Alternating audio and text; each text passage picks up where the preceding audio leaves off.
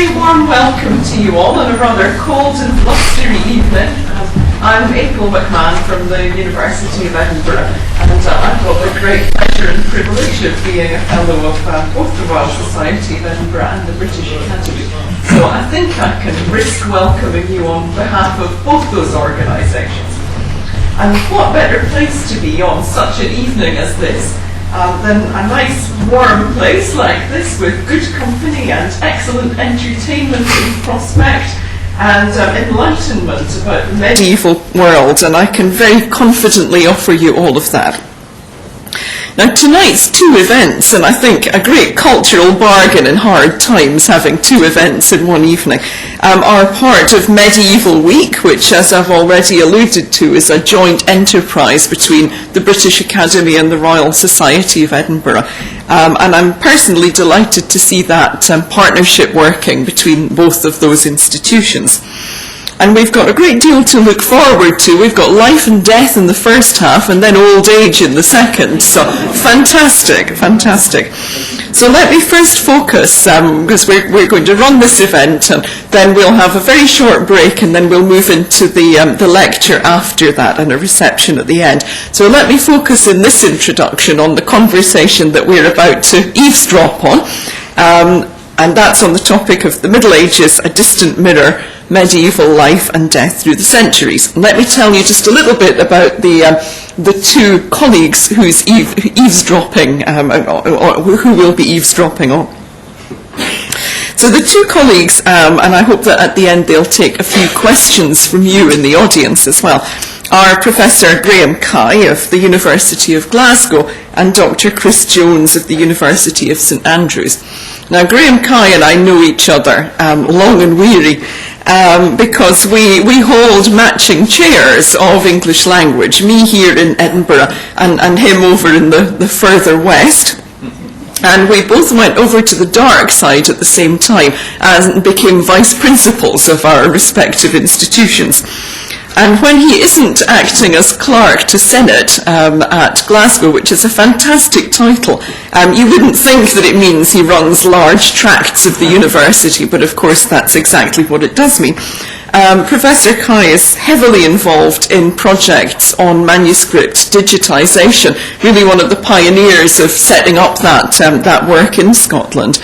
And he's published extensively on issues from language and cultural identity through Arthurian literature to medieval art and drama.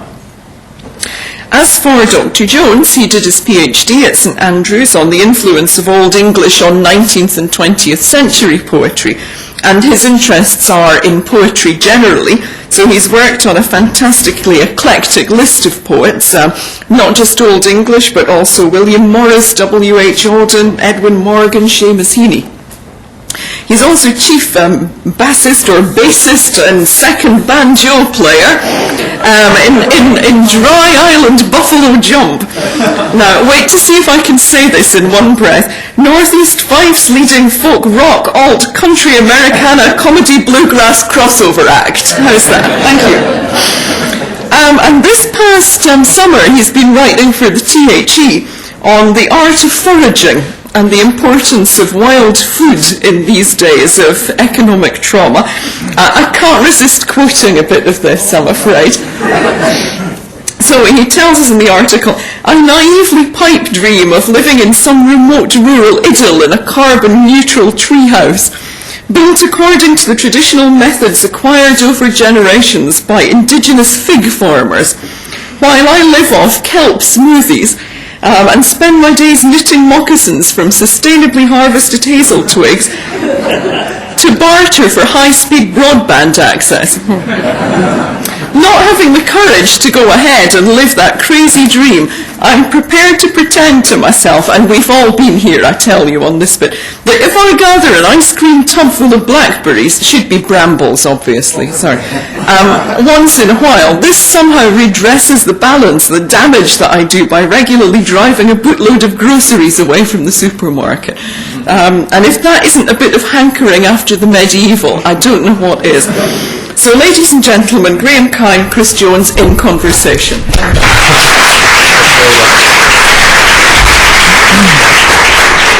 I think Chris has got a lot to live up to after that. It's brilliant. Welcome, everybody. Can I say, because I forget, that outside there are some manuscripts that the National Library of Scotland has very kindly lent to us, and they're just in the foyer when you come in. Anyway, we are the warm-up for Pater, who's going to come with the lecture later on. And so that's exactly what we're going to do. We're going to be very basic. Remember, we're literature people, historians in the room. We're literature people, and we're both actually Anglo-Saxonists. That's by way of excuse at the beginning. But what we're going to do is ask very basic questions. Why is it called the Dark Ages? Who called it the Dark Ages? Were they the Dark Ages? We're going to use, and then later on we're going to see how the Dark Ages, the Middle Ages, were used as what might be called a distant mirror, because time and time again, generation after generation, have talked about the Middle Ages and imprinted their own ideas and vision on what they think the Middle Ages actually were. So we're going to say what were the essential concepts, ideas, visions of that age, and how did later eras view it. And then we're also going to finish off with old age. So, but first of all, can I ask you, sir, the Dark Ages, were the Middle Ages? We've heard it called things like the Saeculum Obscurum. How do you define them? Well, first of all, what I want to say for the first few minutes is that medieval is something that's done to the past. And that makes what we call the Middle Ages, and we think this is a stable construct, and indeed it's in the title of this week. This is Medieval Week. That's something that has been invented after the fact. That's what I'm interested in at the moment, and I want to think about what these terms mean. And so what we're thinking about, Ad is going to talk about age in medieval poetry, but here we're talking about ages in the sense of epochs, and age in time, age in history. So it's often said that Middle Age comes from the Latin medium evum, and indeed that is true. But the first time that this phrase is used, note, is 1604. So this is a belated, retrospective, nostalgic looking back on history. There are lots of other Latin phrases that are used of this time period. Here's a whole load of them. Media Itas, Media Antiquitas, Media Saeculum, Media Tempora, and Media Tempestas, which is the earliest one of them, and still also post factum. Some of these are plural and some of them are singular, and indeed in different European vernaculars, some European languages call them the Middle Age and others the Middle Ages, with the idea that there is early and late, high and low, dark ages being earlier. I should have asked you this before I put it up. The adjective itself, medieval, which has an A in it sometimes, if it's being very sophisticated and imitating that Latin AE ligature, it does. This is first used in English in 1827. I don't know if that's surprising to you, how late an adjective for talking about history that comes in. There's a colleague of ours at Manchester who's recently done some work on this. He's found some slightly earlier examples, only by about 10 years. So the next time the OED is updated, this will say something like 1815. But it's still comparable. So that's where our term comes from. But I mean, middle of what? What a funny way for talking about history, that it's a middle period. Well, middle comes in between things. So what's it come in between? The various dates that are suggested for the beginning and the end of the Middle Ages vary enormously, and they all have an agenda at their base, and they're normally to promote what comes before and what comes after. They don't do any favours for Arbit whatsoever.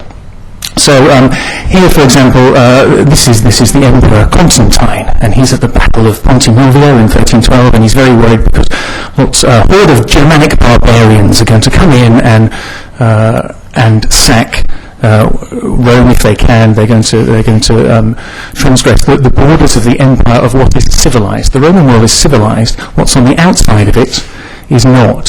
So, and there he's seeing something up in the sky. What's that he's pointing to? It's a cross flying in the sky. What does that mean? He asks one of his advisors, who says, I think it's something to do with that Christ person that they keep talking about in the Middle East. And on it says, in this sign, conquer. So he says, well, I want to try that. So he goes into battle with it, and indeed he does conquer. And so the next year, there's the Edict of Milan, which legalizes the worship of Christianity in the Roman Empire. So this is sometimes suggested as the end of one order and the beginning of another, because the Middle Ages are a Catholic age. They're an age of Christian faith. So this is one possible suggestion. Another one you'll be familiar with is the sack of Rome by Alaric. The Roman Empire still continues. It limps on after that. So some historians say, actually, that's not very important. It didn't really matter very much. The authority of the Roman world continues, and we should take 476 as the real date. This is the last emperor, Romulus Augustus. So these are all possible start dates. So we're talking about something in the 4th or the 5th century, but it's pretty fuzzy. Work technology. Oh. So what about the end? Well, I will just whiz through. If we had the fall of the Western Roman empires when it begins, what about the fall of the Eastern Roman empire as an end point? This is also an epoch-making change, perhaps, or the move from a script culture to a print culture. This has been suggested because now knowledge moves much faster. It whizzes through. It's kind of like the medieval internet comes into play. So. But all of these endpoints are interested in suggesting that what comes after is in some ways superior, that knowledge moves faster in a new age, which is often called modernity. It's often called the early modern period. So the medieval is not modern. This is what these end dates are doing. Columbus discovering America. So the idea of what the world is changes. I've got over here on the right, an image of, I'm sure many of you will recognise, the Mappa Mundi, fantastic world map that hangs in Hereford Cathedral, and well worth a visit if you're down there. It's a classic TO map of the world. That is, the Earth is depicted as a globe, as an O, and then there's a kind of figurative T crossing it with Asia above the T, Europe, Africa. And medieval maps of the world always represent the world like this. This is the British Isles here. And you can see the Red Sea because it's coloured red. My former PhD supervisor, Michael Alexander, some of you may know him, once ruined this map for me by pointing out, it's rather like a gynecological diagram, isn't it? After which I've never looked at it quite the same way. But obviously, Columbus comes along, and all these medieval people who are sort of gazing into the centre of the world, which is Jerusalem, have to kind of look up and over the Atlantic, our maps are wrong. So this is sometimes suggested as an epoch-making move. Incidentally, it's these maps that give rise to that fallacy that medieval people thought the world was flat because they were so stupid. That's not true at all. Just because they depicted the world this way, Bede, for example, even in the 8th century, knows it's a globe by observing the length of shadows, different lengths, different times of year, even recognises that the Earth must be tilted and that the northern hemisphere is further away at a certain point of the year from whatever is causing the shadows, and makes measurements to try to calculate this. Medieval people don't think the world is flat and they're going to fall off the edge. This is people coming along later and misreading these maps. As a kind of analogy, it's like future historians coming along and looking at the maps we use and saying, in the 21st century they thought that the Earth had creases in it and that you could fold it and put it in your pocket. Mm-hmm. It's that kind of stupidity. The Lutheran Reformation is another suggested end date. The idea here being that everybody's unified in one Catholic Church up until 1507. You've got no choice about what you believe. But suddenly, you can go to the supermarket of different forms of Christianity and pick which one suits you. So this is a move from collective belief to individualism is the argument that goes along here. Or finally, the Copernican Revolution, the sort of realization that we're not at the centre. So these are all suggested end dates. Again, it's very fuzzy. It's about 100 years variation, but it gives us 1,000 years in the middle of antiquity and modernity, of two superior, more sophisticated, more civilized periods, ages, epochs. That's what's being done to the past with this schematization. Okay, well, who says so?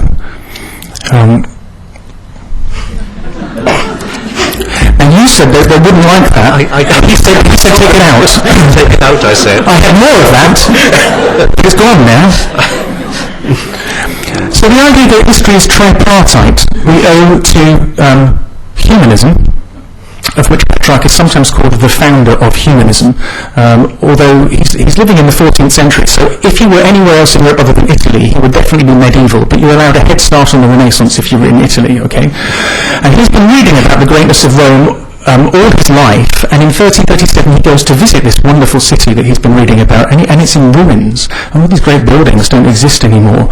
And so quite clearly there's a narrative of decay and degeneracy in this city. But he also sees the signs of some stirrings and some rebuilding, the beginnings of wealthy families building palazzi and fortresses. So the idea that we've had something glorious, that now on top of the forum there are cowherds herding their cattle, but something new might come again. This is a Petrarchan idea that's very particular. It makes sense in Rome at that moment in the 14th century. And then it's been imported almost to the rest of history. It's the humanists that also style this the Renaissance, the rebirth, which is synonymous with the early modern period, because they think they're reviving ancient learning, which of course has been preserved all the time in medieval manuscripts by medieval monks. But this is why Petrarch here is wearing this kind of cabbage gear on his head, because it's now 1341 and he is being crowned as the laureate in Rome, which is the first time a laureate has been crowned since antiquity. And he's very pleased to be thinking that he is reviving this ancient position of laureate, because now he's moving out of the middle and into the modern. But this is Petrarch here talking about the age he lives in to a friend. There was a more fortunate age, antiquity, and probably there will be one again. In the middle, in our time, you see the confluence of wretches and ignominy. So we've got history chopped up into three, and I'm just at the end of the second one, which I'm calling middle, and which is synonymous with ignorance and unlearnedness. But with any luck, if you live longer than me, you'll see the third one really come into being. This is the same idea, really. My fate is to live amid varied and confusing storms, but for you, perhaps, if as I hope and wish you will live long after me, there will follow a better age. This sleep of forgetfulness, the Middle Ages as just a forgetting of learning, will not last forever. When the darkness, and this is the beginning of the idea that the Middle Ages are the Dark Ages, we owe this to Petrarch too, when the darkness has been dispersed, our descendants can come again in the former pure radiance. What's either side is light, is knowledge. So we owe this tripartiting of history to Petrarch, and this idea is developed and gives us our idea of medieval. And this idea of darkness, being synonymous with ignorance and stupidity, this continues for a long time. This is the art historian Jacob Burckhardt writing in 1860. In the Middle Ages, both sides of human consciousness, that which was turned within and that which was turned without, lay dreaming, or half awake beneath a common veil. The veil was woven of faith, illusion, and childish prepossession, through which the world and history were seen clad in strange hues. Man was conscious of himself only as a member of a race, people, party, family, or corporation, only through some general category. And so this gives us the idea of the Middle Ages as childishness, as infancy. So history has a process of maturity. It leads towards old age, but the Middle Ages are not that. They are puerile. But we're going to get to maturity, to modernity. And also that in the Middle Ages people don't have an idea of subjectivity. They don't have an idea of self. They only belong to a general category. This is another common misconception. So this is what we mean when we use those terms. They're not neutral. It's an attitude to history, to 1,000 years. And the people living in the Middle Ages didn't know they were. They didn't know they were medieval, and they didn't know that they weren't subjects. They didn't know they only belonged to a general category. Go and try and tell that to the miller in Chaucer's Canterbury Tales. You're not an individual, you've got a category. As he jumps out and argues with the host and says, it's my turn to tell a tale, don't you go giving that to the high status pilgrims. I'm not staying in my place, he says. So there's plenty of evidence of these things not working, but I'm going to pass over to my learned colleague, who's actually going to talk a little bit about the real Middle Ages, as it were. Well, yes, and so what we're really saying is that the Dark Ages, because I think historians would say, would be the equivalent to the Anglo-Saxon period at the moment. Again, you can talk later about periodization, but I think that Chris gives a really good introduction to that. And there's simply a few slides to rush through to show, which you know already, the Dark Ages were not dark. Here we have the Sutton Hoo, late 6th century, probably early 7th century, find of a terrific collection. I think we've got a few of them. We can just flick through, I think, of the shoulder clasp of what is called the Anglo-Saxon treasure there, with garnets, with cloisonné work. It is exquisite. I'm sure you've seen these already, and the helmet, I think, is coming up, isn't it? Well, these are two interwoven boars. The blue bits, in fact, are the haunches of them, and on both sides the head, to show the interweaving aspects of a lot of Anglo-Saxon art, as indeed with Celtic art too. And then we move on with the helmet found in Sutton Hoo, another similar helmet found in York, as you know, not all that long ago, last century. And in literature we've got Alfred Astle. This we think was used or given by King Alfred to bishops. It says Alfred had been made, and it is an Astle that says that you expect from the pointed bit there will be a pointer coming out, and this is the part that the Astle is the part you hold in your hand, so that when you're reading, when Alfred is giving his translations, his works out to the bishops, he also sends this with it, an exquisite piece of jewellery.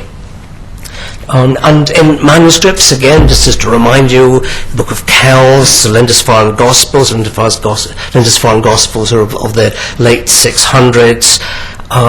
This is the in Principio page, as you can see, I, and then the Z is, in fact, is the N on its side. Principio comes later. And at the very top, you can see some of the very first Anglo-Saxon writing, where the translation says, on Guinness, what does it say again? A gospel. This is the gloss at the very top, which is a vernacular gloss of the Latin. It's the beginning of John's Gospel. Yeah, and interlinear Anglo-Saxon.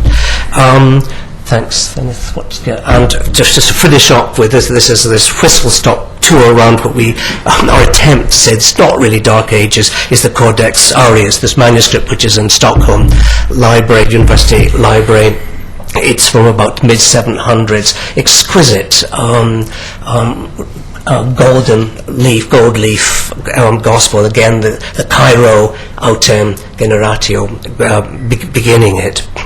And that was simply to show you which for those of you, I'm sure you know all this already, but to show you there's so much treasure, so much beauty in the so-called Dark Ages. But let's move up to Scotland. Yes, this is the Ruthwell Cross. I don't know if any of you know this in Dumfriesshire. Also, as it were, an Anglo-Saxon monument. But one of the points I wanted to make is that being an anglicised Welshman, having lived most of his life in Scotland, sometimes I'm bothered when people think Anglo-Saxon means English and something to do with south of the border and an English legacy. The reason that we're speaking English or Scots in this country, those of us who are, is because of a North Anglian kingdom that stretched into this area before Scotland or England exist. And it leaves behind a legacy, including the language, which is our rich inheritance in this country too. And one of the things it left behind here is this late 7th, early 8th century cross, which would have stood outside in the open at one point, and the preaching that would have taken place would have been out in the open. It's now inside the parish church to protect it. It's 18 feet high, so it's a pretty imposing, stunning monument. The quality of the sculpture is extraordinary, and of the reliefs on it, although it was badly damaged in the Reformation. It was broken up and fragmented. But here is Christ in majesty standing on the beasts in the wilderness. You can see around the edge some carvings that they're in Latin, some inscriptions in the Roman alphabet. On the sides, on the narrower, that's the front. The sides are narrower than the front and the back, and here we have this very intricate, delicate foliation with birds and animals sat in it.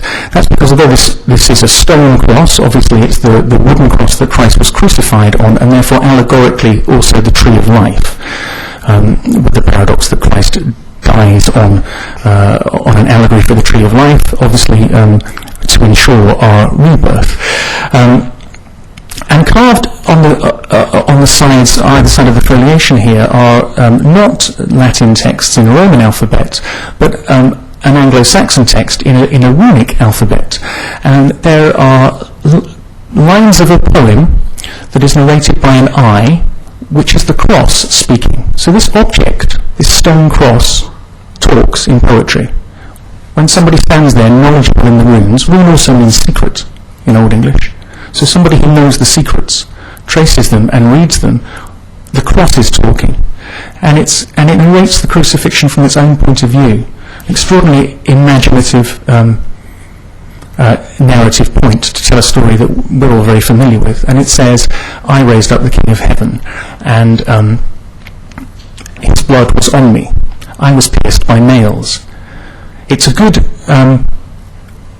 heroic warrior cross, and it wants to kill Christ's enemies because it knows that's its job in a heroic warrior culture. But it also knows that there's this new kind of battle going on where losing is winning, and it mustn't defeat the enemies in this new religion it's playing in. So it keeps saying, I could have saved him. It's really racked with guilt that it has to torture Christ. I could have fallen on it and crushed those enemies, an 18-foot of stone, you can well believe that it would have done. But I couldn't bow, I couldn't bend, I couldn't break. So an extraordinarily sophisticated multimedia object. It's an installation art object that's textual and visual and in several languages. These lines are later embedded in a much later poem called The Dream of the Rood, which presents this scene within a dream. So the poem sort of gets recycled into other poems. So that's what I wanted to say about some of the legacies of the Anglo-Saxon period here in Scotland. I'm going to pass back to Graham. Yeah. Well, again, apologies to historians, we are jumping around historically, as you can see, by quite a few centuries. But we want to talk now about two or three major concepts in the Middle Ages that are crucial, that are essential. One is the church, of course, the centre of the community, the centre of social life. The Wife of Bath and Chaucer's Canterbury Tales talk about enjoying going there to seeing her friends. It's a place where drama, Latin liturgical drama took place, music, sculpture, stained glass windows, of course, sermons. It is the essence of the community.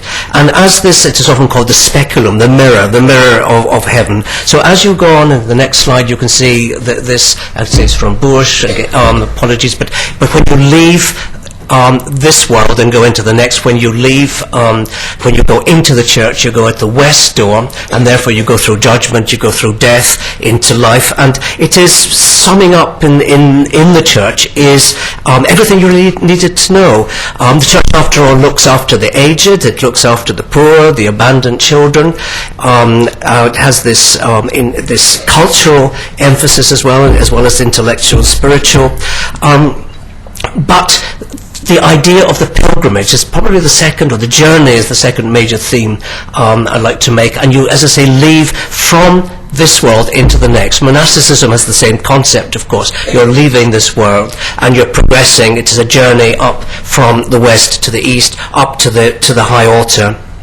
And this theme, this concept, goes right through literature as well. You think of Dante's Divine Comedy, you think of Canterbury Tales or Piers Plowman, Pearl poem, for example, and Anglo-Saxon, of course, The Wanderer and the Seafarer. This is the idea that you must try to leave this world and prepare as quickly as possible for the next. The other point, as I say, this is very much a potpourri of medieval ideas, but the next point we wanted to make was in fact connected with the imagination. and spirituality. There's this sense that all things in heaven and earth are interwoven. There's almost, you mentioned a childlike belief before, in no attempt to try and find out what is real, what is actual, where did dragons exist, did elves exist. There is no, the disbelief is suspended, I would say. And with that, I think one of the good examples of that is the bestiary, the physiologus, which we have here. And here it is, in fact, the crocodile who apparently sheds tears as it eats up humans. But this was then, everything really was seen to be a reflection of the Christian message. The pelican tearing out its breast was Christ sacrificing himself. The phoenix rising from the flames was Christ sacrificing himself again. But these, again, we'll move on now from some of these main concepts to the way in which they were used in later literature. For example, I think we've got on to our famous, back again to Old English, and our famous Beowulf manuscript. Now, the interesting thing about the Beowulf manuscript, we know that it was written probably about the year 1000. Well, if you like round figures. It might be. It's millennial centenary this year. Yeah, we're going to have the Beowulf centenary coming up. Good, let's pretend it was 1011. But so we know the actual artifact was made. We know that the events are in fact in the 6th century. So we've got 6 and we've got 10, but when was it written? And if you like, in the question time we can engage. I'd be delighted to engage about the dating of Beowulf, but I'm going to leave that for the moment, because what we want to see is how Beowulf was used throughout the ages as a distant mirror, or the way that it's received. Now, Beowulf itself has been called by, Philip Larkin talked about ape's bum fodder. There is a certain professor in Oxford who actually says that it should be banned from Oxford, that Latin, I agree that Latin is important, but Latin is much more important than Old English. Swift, of course, in a previous age talks about the vulgar tongue, the barren state of the poetry, this idea that it is dark, in the Dark Ages. And then if you flick forward and see what Seamus Heaney says about Beowulf, he talks about the work of the greatest imaginative vitality, a masterpiece, a work of art that lives in its own continuous presence. And so we move on. Let's look in between the actual manuscript and what we have now. And I think we've got, it's our dear friend Grundtvig, it's the Battle of Brunanburg. We're going to Should we skip through to Grundtvig? Yeah, sorry? Should we skip No, sorry. In Beowulf itself, there is nostalgia. I said that it was written, let's say, any time between 900, maybe late 900s, let's guess. But it's looking back to the 6th century. Ideas that are far behind. And it is romanticized. Beowulf is a type of James Bond figure. They're talking about the comitatus, when men were really men, when there was that fellowship. There's a lot of romanticism in Beowulf, as there was in a lot of other Old English poetry. Here we've got the Battle of Brunanburg. And this is, we've got a Tennyson translation here, but Brunanburg is about the time, it's about 930, no, actually it is 937 when Brunanburg takes place, and we can see here this was the greatest of slaughters, never a huger slaughter of heroes slain by the sword edge, such as old writers have writ in their histories, happed in this isle, since up from the east hither Saxons and Anglo from over the broad billow broke into Britain with haughty war workers who harried the Welshmen. Actually, it isn't all the Welsh, but they were actually Scots. And it's a coalition of Vikings, Scots, and Norse that Athelstan is fighting. But what we want to show here is in 937, they're also looking back to a romanticised time when the Angles first came. The Battle of Maldon is doing exactly the same thing. It's looking back to a period of, in fact, it is written almost contemporary, but it is using concepts that were much, much older, in Germanic comitatus concepts. We've got some nice background as well. So Old English is already nostalgic, and Beowulf is already nostalgic about its own past, talking about the past disappearing, and there is an historical sense already. Is there worth reading any Old English out? Sorry? Well, why not? Have you ever heard it? Do you know what it sounds like?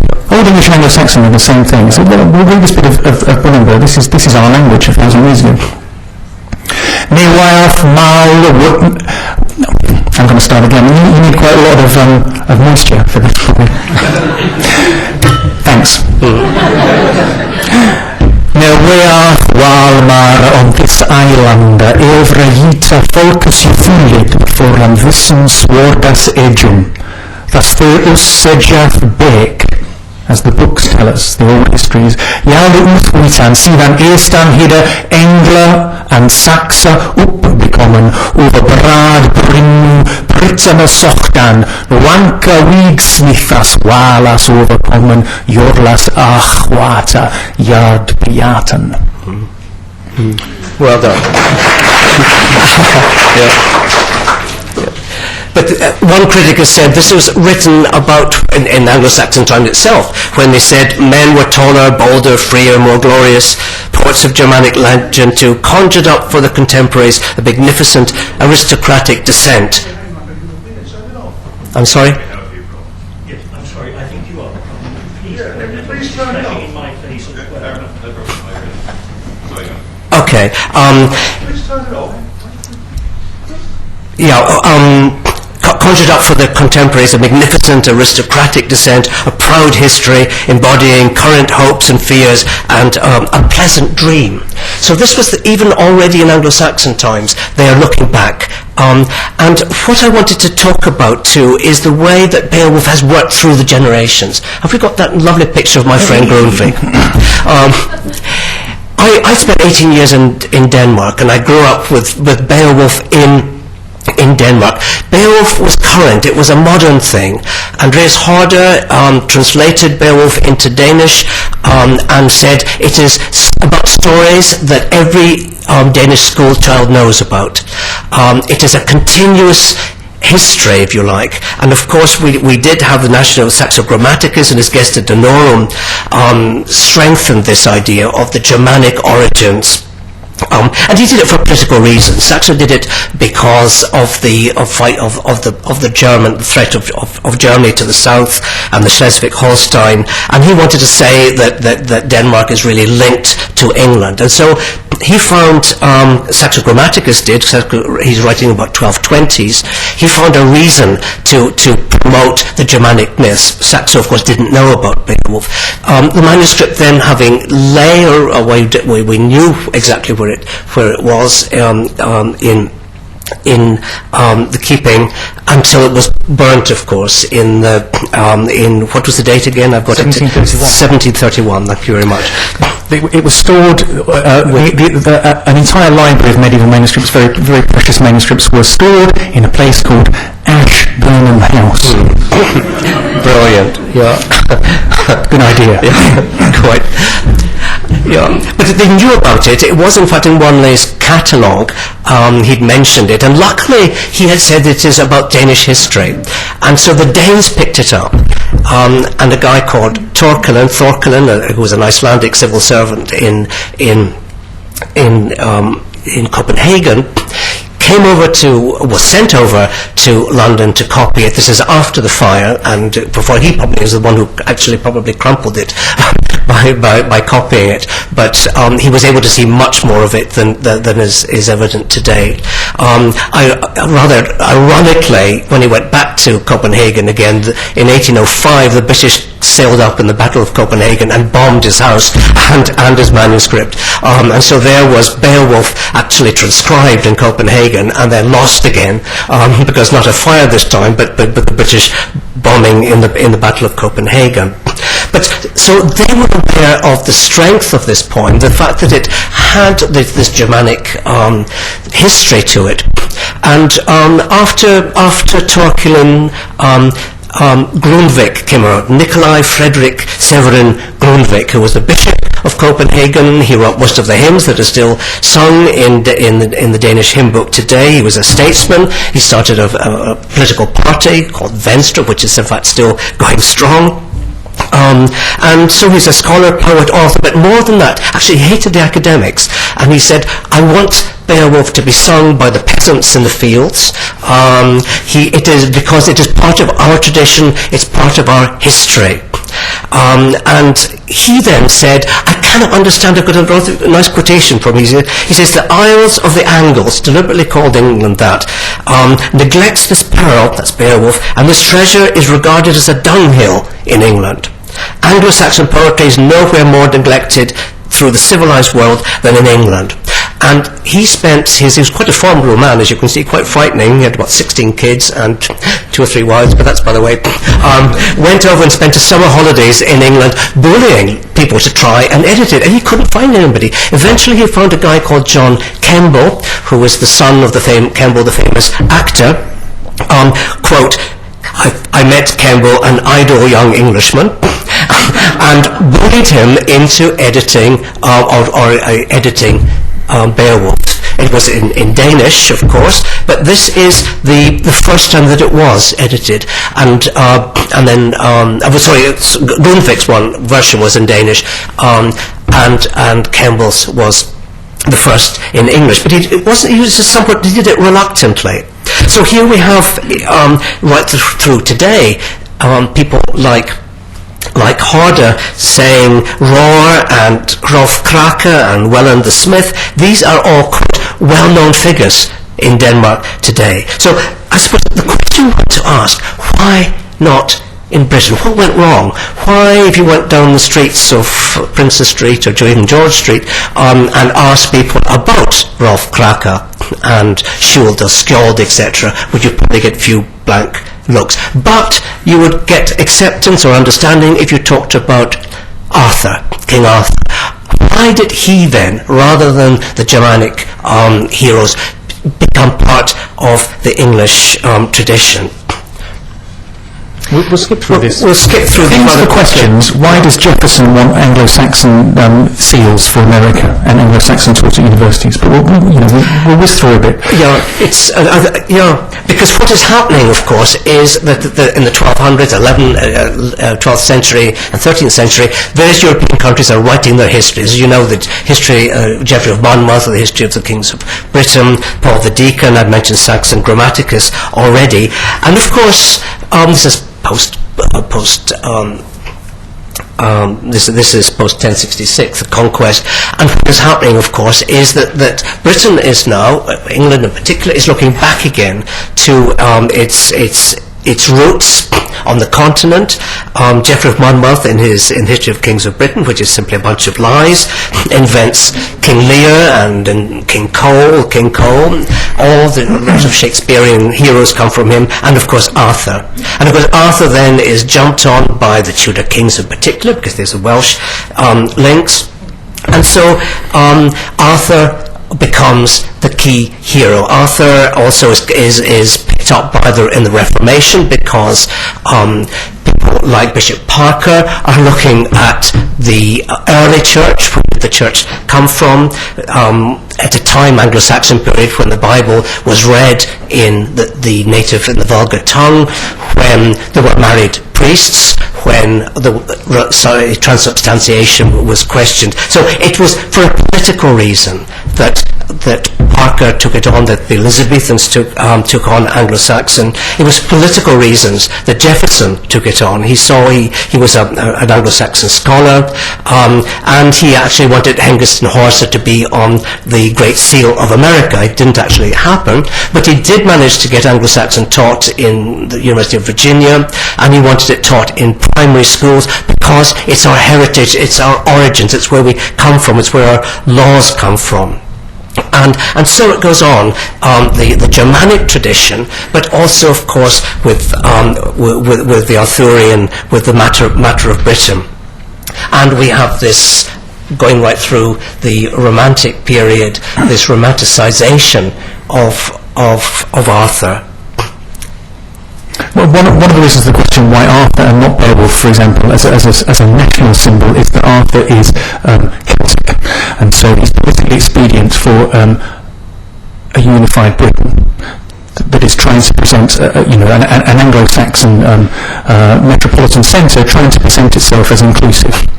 So it channels itself through Arthur, which the Welsh can get on board with and the Scots can get on board with. That's why Arthur and not Beowulf, for example. I want to whiz through some of these, but we can talk about why the Palace of Westminster looks like a medieval cathedral, we could talk about why in the 20s and the 30s the Germans understand what happened to them in the First World War in terms of the Nibelungen Lied, the legend of being stabbed in the back. Their soldiers were undefeated on the front, but they are like Siegfried from the Nibelungen Lied, who's stabbed in the back by Hagen. This becomes part of the political rhetoric at the time. Politicians doing a deal, cheating the soldier from what was rightfully his. Nibelungen Troja is betrayed, just as it said in the Nibelungen Lied. They're being cheered on there by a conspiracy of Zionist bankers. But this is because appropriating the Middle Ages can have dangerous consequences. Goering wanted to play Hitler to depict himself as a Siegfried. And he wanted to replace Christianity with a cult of Siegfried, which he was unwilling to go along with, but he didn't mind sitting on a horse wearing armour and dressing himself up as a chivalric knight. And this kind of misappropriation is still going on now. This is, I'm going to close quite quickly because there'll be questions that you might want to ask. But we are now, apparently, according to some American commentators and politicians in the global struggle that is fought between modernists and medievalists. That was said by Thomas Friedman in the New York Times. So what is modern is the West, and what is attacking it is othered as medieval. This is medieval again as that synonym of not civilized, not sophisticated. It's temporalizing Al-Qaeda too. It's putting them back in history. Now, there are many things that we could say about Al-Qaeda, but clearly what happened on 9/11, piloting an aircraft as a bomb into the centre of a globalised financial system is not medieval.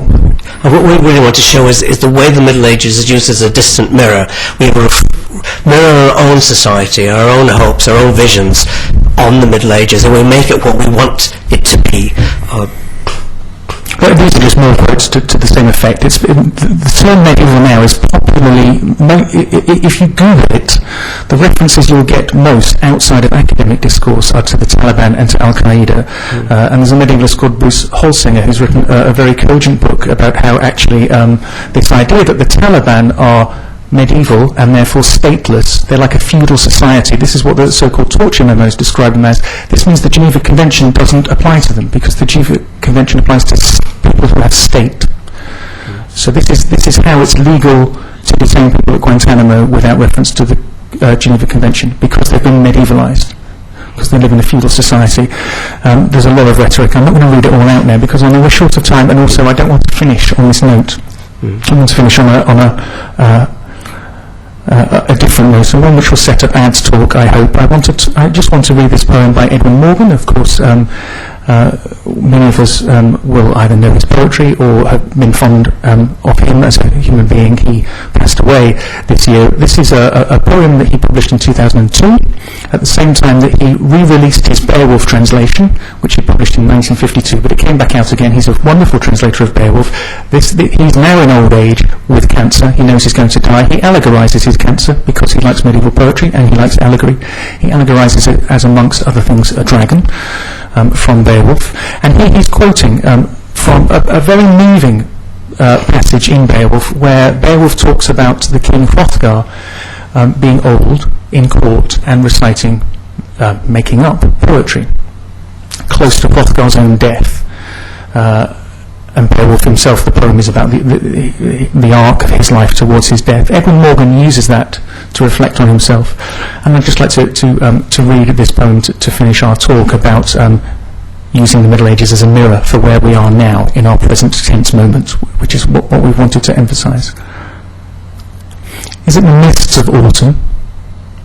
My mind's dislodged, far back, far off, in turmoil, a memory trail to the grizzled warrior in Heorot Hall, whose heart in Manuel from a Hewintram fraud worn Yamunda, whose heart welled up surged when he, aged of winters, remembers many things.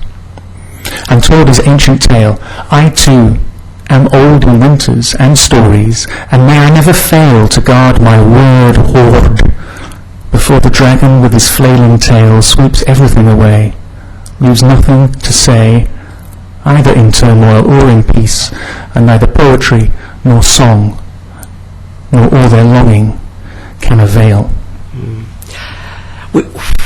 What we've tried to do, we've been very superficial, and I apologise for that, but apart from warming you up, I hope at any rate, is to give you lots and lots of thoughts about the Middle Ages. We're going to be much more circumspect, much more focused with Ad's talk coming up now, but we simply wanted to put you in the mood, and I hope we've done so. And we're delighted to have questions. Attack us in any way. Not an attack by any means. I think that was a very good survey of a very broad and difficult area.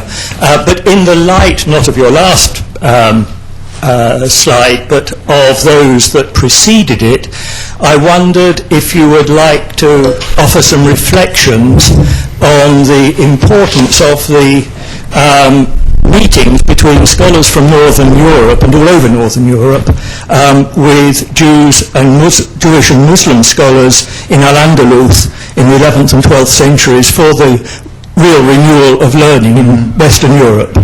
Yeah, indeed. Or in Sicily, where a similar culture. Yes. If we wanted a trope of medievalism to talk about the current world, instead of the Crusades and this pre-stateless feudalism, arguably that would be these things.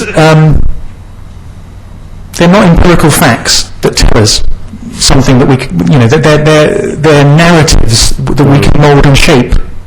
We do shape the past. So we can decide our past to give us the future we want, and I absolutely agree with you. And I often ask myself if we in the scholarly community are doing enough. I don't, you can shout as loud as you want. The media doesn't necessarily want to hear unless you've discovered a cure for cancer. We're all on little wheels of audit trails and churning out scholarly monographs that people will read. I'd rather be participating in that kind of debate. I agree with you. It sounds like you might have more that you would like to say on that. I've lost my microphone. Yes, I'll pick up. Only from the point of view that I think that when looking at how scholars, particularly from Burckhardt's generation onwards, and we must remember the ideological angle Burckhardt was coming from, which is a very precise one, in a very precise sort of culture, looking back and talking about the ignorance of the Middle Ages,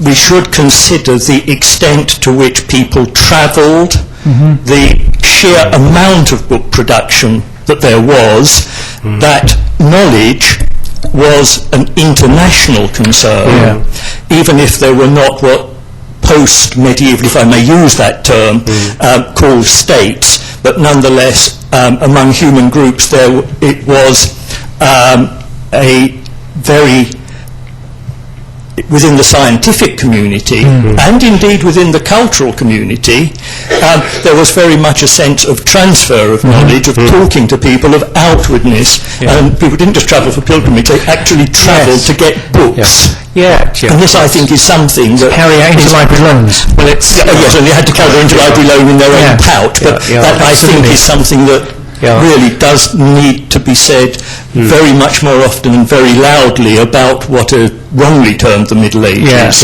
That people weren't sitting there in monasteries trying to copy for the 100th time the same book, that they were moving, that knowledge moved on, and people talked to each other. I think it wasn't by mistake, in fact, that they called the new student mobility program Erasmus, that we're trying to recreate what happened in the Middle Ages, and just think of the Scottish universities and the amount of travelling throughout the continent. There's a question here. Clearly, the British focus on the Middle Ages and the continental focus are out of sync. Yeah. Taking the British focus, the narrower attention to the Middle Ages, it seems to me, in fact, it's bifurcated and diverged, because you have the Dark Ages, if you like, from the withdrawal of the Romans, 4th, 5th century, up to the Anglo-Saxon culture, which I think is now universally recognised. I don't think now you opened by showing the Sutton Hoo relations on, as if this was some recent discovery. I think the Anglo-Saxon culture from the 8th to the 11th centuries is now well recognised. Yes. So from the 4th to the 7th, 8th centuries, right, Dark Ages. But then the medieval period, in a scholarly sense, from the 11th to the 15th centuries. That's not a pejorative term at all. That is like the Middle Ages, recognised as a different cultural period. So it seems to me that taking a rather sort of chauvinistic point of view, the Dark Ages should be confined to the post-Roman period, pre-Anglo-Saxon. And I've no doubt at all that we will soon push the frontiers of the Anglo-Saxon period further back, and we will discover high culture in the 5th, 6th, 7th centuries. Well, that's when the record crosses from that period. I mean, my understanding of what I would call the Anglo-Saxon culture begins in the middle of the 5th century with the fall of Rome. I wouldn't be happy calling that the Dark Ages, and I don't agree that the Middle Ages, used at any period, is neutral. I just don't think it is, and we'll have to disagree over that. I'm afraid, and I respect your point of view, but I think perhaps having a different conversation within, if we're scholars within disciplines, we can agree these things, but there's a discourse outside in which medieval is still synonymous with primitive. That's what I have an issue with. We really wanted to start off by showing how ridiculous some of these terms were. It's periodization, and we want to put things into boxes, and they want to stay in these boxes. And I think we have terms like the High Middle Ages, we have terms like the Gothic Age, for example. But what we want to show is what we hope to do was to show the way that they were reinterpreted time and time again. We were going to get on to Tennyson at one point, but the old order changes taking place for new, and I've got a sign from the front that we'd better be stopping. So we can take one more question. I felt it when I was a teenager.